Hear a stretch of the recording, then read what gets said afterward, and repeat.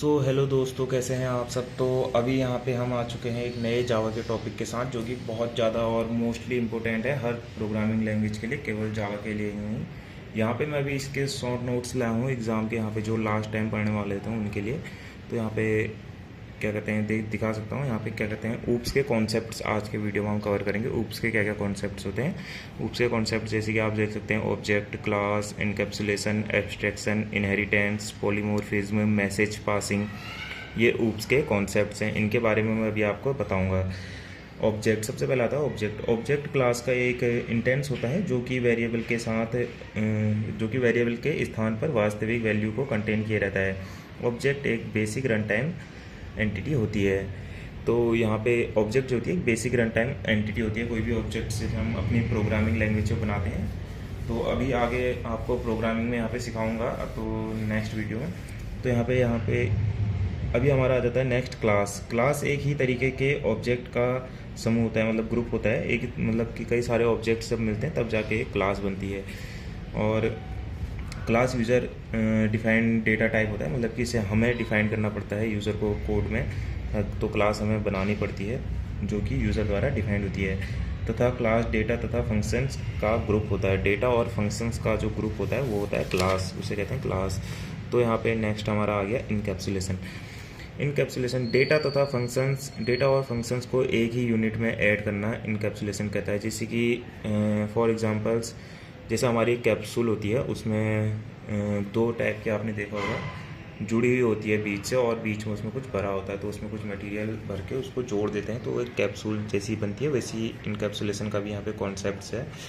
इसमें क्लास और variable private होते हैं और इन्हें एक ही यूनिट में डायरेक्ट एक्सेस नहीं किया जा सकता है। एक ही यूनिट में इन दोनों को डायरेक्ट एक्सेस नहीं किया सकता है। इनकैप्सुलेशन को क्लास के रूप में यूज़ किया जाता है। एक क्लास में हम डेटा और मेथड्स को एक यूनिट के रूप में एक साथ रख सकते हैं। और इसके बाद हमारा नेक्स्ट टॉपिक आएगा एब्स्ट्रैक्शन।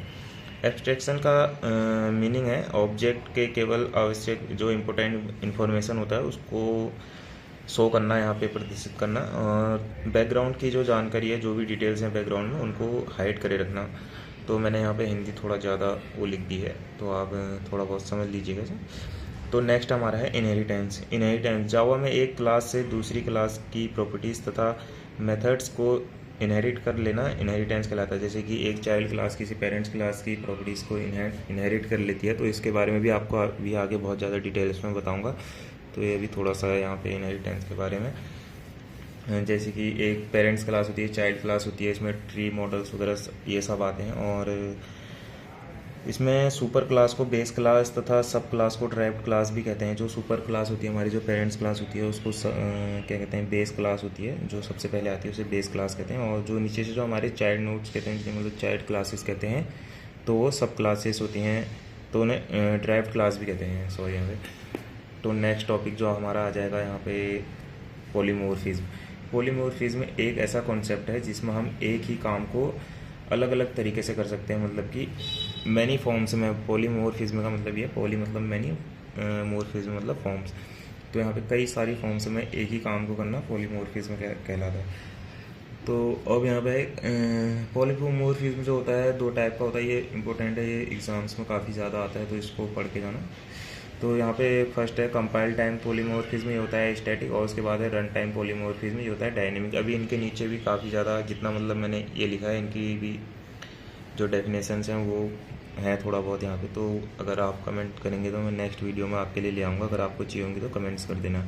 तो यहाँ पे हमारा नेक्स्ट और लास्ट टॉपिक है यहाँ पे मैसेज पासिंग। तो मैसेज पासिंग में क्या होता है, ऑब्जेक्ट्स एक दूसरे को इंफॉर्मेशन सेंड तथा रिसीव करके आपस में कम्युनिकेट करते हैं। ऑब्जेक्ट उसी प्रकार मैसेज को सेंड और रिसीव करते हैं जिस प्रकार हम लोग करते हैं। मतलब जैसे हम लोग आपस में मैसेज को सेंड और रिसीव करते हैं, उसी टाइप से ऑब्जेक्ट्स भी आपस में मैसेज को सेंड और रिसीव करते हैं। यहाँ पे थोड़ा सा लिखा नहीं है। और यहाँ पे क्या कहते हैं, एक ऑब्जेक्ट के लिए मैसेज एक प्रोसीजर के लिए रिक्वेस्ट होता है। मतलब कि एक ऑब्जेक्ट के लिए मैसेज, जो मैसेज होता है एक ऑब्जेक्ट के लिए, वो एक प्रोसीजर के लिए रिक्वेस्ट होता है। और इसलिए रिसीविंग ऑब्जेक्ट में एक मेथड को इन्वोक किया जाता है।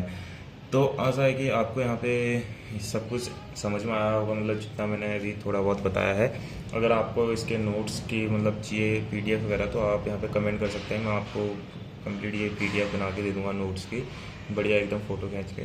और इससे आगे के वीडियो के लिए आपको कोई भी टॉपिक में वीडियो वगैरह चाहिए तो आप कमेंट कर सकते हैं। मैं नेक्स्ट टॉपिक में अगले 24 घंटे में वीडियो तैयार करके आपको दे दूँगा, यूट्यूब पे अपलोड कर दूँगा। तो आज के लिए इतना ही, मिलते हैं नेक्स्ट वीडियो में। Thank you.